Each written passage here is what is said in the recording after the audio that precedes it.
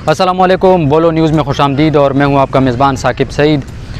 Public accounts committee का आज बहुत ही अहम इजलास हुआ, चूँकि पिछली कमेटी में जब तैयबा गुल ने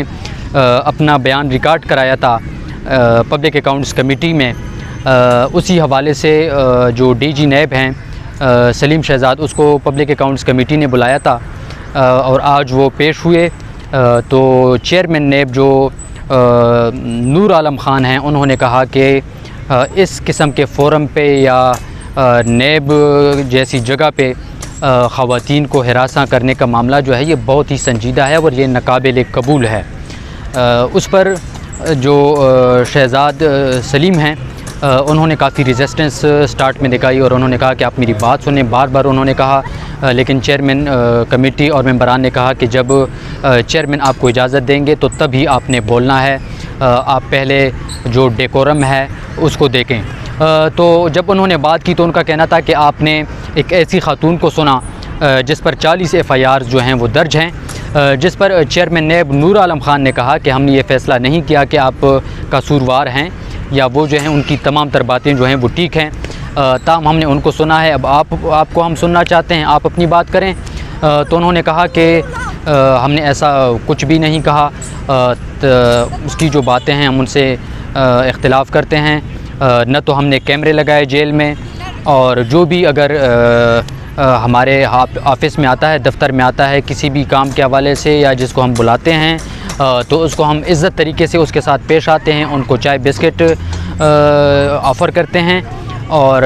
इज़्ज़त के साथ और एक अच्छे तरीके के साथ उनसे मिलने की कोशिश करते हैं और मिलते हैं। लेकिन मुशाहिद हुसैन सैयद जो हैं उन्होंने भी कहा कि ये जो वाक़या हुआ है इस खातून के साथ, जो चेयरमैन नैब ने किया है, अगर ये किसी और साबका चेयरमैन नैब की मैं बात कर रहा हूँ, अगर ये किसी और मुल्क में होता तो उसको निकाल दिया जाता, उसको सैक कर दिया जाता। उसने सैक का लफ्ज़ इस्तेमाल किया।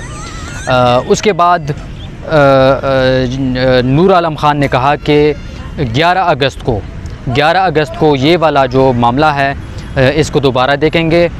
तमाम तर जो नैब हुकाम हैं उनको दोबारा 11 अगस्त को तलब किया है और नैब के जो दीगर मामलात हैं असासाजात के हवाले से, जैसा कि पब्लिक अकाउंट्स कमेटी ने उनको कहा है कि अपने असासे जो हैं वो डिक्लेयर करें। नूर आलम ख़ान ने कहा कि इस मुल्क में सबसे आसान टारगेट जो है वो सियासतदान हैं, हम सियासतदान जो हैं वो कोर्ट के सामने भी पेश होते हैं और सर तस्लीम खम करके नैब के पास भी चले जाते हैं, लेकिन जब हम आपको बुलाते हैं तो आप लोगों के लिए आप लोगों पे ये नागवार गुज़रती है, लेकिन हम आपका एहतसाब करेंगे और आपको यहाँ पे आना होगा। ताहम 11 अगस्त को दोबारा जब इनको बुलाया गया है अब फ़िलहाल, तो 11 अगस्त पे जब नैब के हुकाम जो हैं आएंगे, चेयरमैन नैब भी कायम मकाम चेयरमैन नैब भी आएंगे और जो असासाजात के हवाले से जो बात हुई है उस पर मज़ीद डिस्कशन होगी और दीगर मामलात भी नैब के जो हैं वो सामने आएंगे। उसके बाद जो डैम फ़ंड कायम किया गया था साबिक chief justice supreme court Saqib Nisar के टाइम पे, उस पर यह हुआ कि कमेटी अरकान जो थे उन्होंने कहा कि एक डैम फ़ंड कायम किया गया था, उसका क्या हुआ पता नहीं, ये डैम फ़ंड था या डैम फूल फ़ंड था, कोई पता नहीं। नुज़रत पठान ने कहा कि इस डैम फ़ंड में हमने भी पैसे दिए, पता करें वो पैसे किधर चले गए हैं। और उसके साथ कमेटी मेंबर निसार चीमा साहब जो हैं उन्होंने कहा कि अगर मौसूफ़ को हम बुला लेते हैं तो बेहतर होगा, जिस पर चेयरमैन कमेटी नूर आलम ख़ान ने कहा कि आप हंसते हुए कहा कि हर नीज़े का रुख जो है वो आप मेरी तरफ़ करना चाहते हैं, लेकिन अगर ज़रूरत पड़ी तो हम साबिक चीफ़ जस्टिस साकिब निसार को भी बुला लेंगे। इस मामले पर चेयरमैन नूर आलम ख़ान ने ऑडिटर जनरल ऑफ़ पाकिस्तान को हिदायत की, जो ऑडिट के हुकाम थे उनको हिदायत की कि इस मामले पर 1 महीने में रिपोर्ट जो है वो कमेटी के सामने पेश करें कि ये जो डैम फ़ंड कायम किया गया था उसकी क्या सूरत हाल है। दूसरा ये जो मामला था आबी वसाइल के हवाले से जो पैरास थे वो भी जो मोहम्मद डैम है उसके हवाले से एक पैरा था कि उसकी जो इश्तिहार जो था बोली के हवाले से اس میں پیپرا رولز کی خلاف ورزی کی گئی ہے. اس کا جو کنٹریکٹ دینے کا جو معاملہ تھا اس میں پیپرا رول کی خلاف ورزی کی گئی ہے اور اشتہارات جو ہیں وہ بین الاقوامی میڈیا میں نہیں دیے گئے ہیں, جس پر جو سیکٹری آبی وسائل تھے انہوں نے کہا کہ آپ کو پتہ ہے کہ وہاں پہ حالات کیا ہیں, وہاں کی جو لوکیشن ہے وہ آپ بہتر طریقے سے جانتے ہیں, لیکن پاکستانی اخبارات میں ہم نے دیا ہے یہ سب کچھ. اور جو بولیاں تھیں وہ آئیں, انٹرنیشنل جو لوگ تھے یا کمپنیاں تھیں انہوں نے بھی بولیاں جو تھیں وہ خریدی تھیں, لیکن بولیاں جو ہیں وہ سبمٹ نہیں کی ہیں. انہوں نے یہ کہا, جس پر نور عالم خان نے کہا کہ اس معاملے پہ بھی ایک فیکٹ فائنڈنگ انکوائری جو ہے وہ ہونی چاہیے.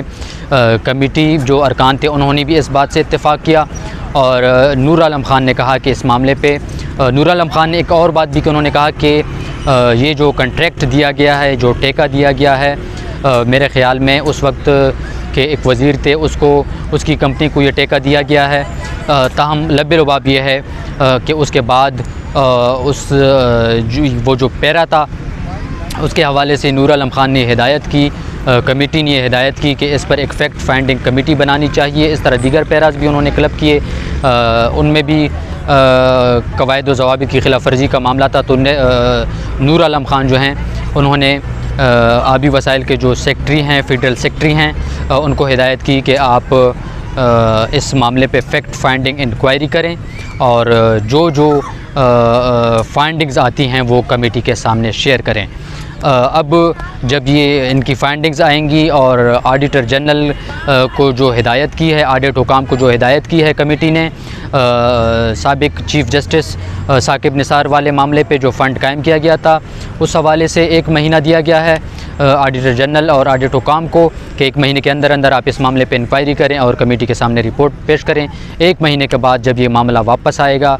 کمیٹی کے سامنے تو اس سے بھی ہم آپ کو آگاہ کرتے رہیں گے, اور جنرلی جو پارلیمنٹ میں ہوتا رہے گا یا سیاسی حوالے سے جو نئی چیزیں جو پیش رفت ہوگا اس کے حوالے سے بھی ہم آپ کو آگاہ کرتے رہیں گے. اور اس وقت فی الحال کمیٹی اجلاس جو ہے وہ ختم ہو چکا ہے. تاہم ثاقب سعید کو اجازت دیجیے, لیکن بولو نیوز کو سبسکرائب کیجیے تاکہ میں بر وقت آپ کو اہم اور ایسے تجزیے دوں جس میں کسی قسم کا ٹلٹ نہیں ہوگا, کسی کی طرفداری, کسی بھی پارٹی کی طرفداری نہیں ہوگی. اصل حقائق جو ہیں پارلیمنٹ کی یا سیاست کی, سپریم کورٹ کو بھی میں کور کرتا رہتا ہوں, اور سپورٹس کے حوالے سے بھی اگر آپ تجزیے جاننا چاہیں تو بولو نیوز کو سبسکرائب کیجیے, کامنٹ کیجیے اور ہماری ویڈیوز جو ہیں وہ شیئر کیجیے. Thank you so much.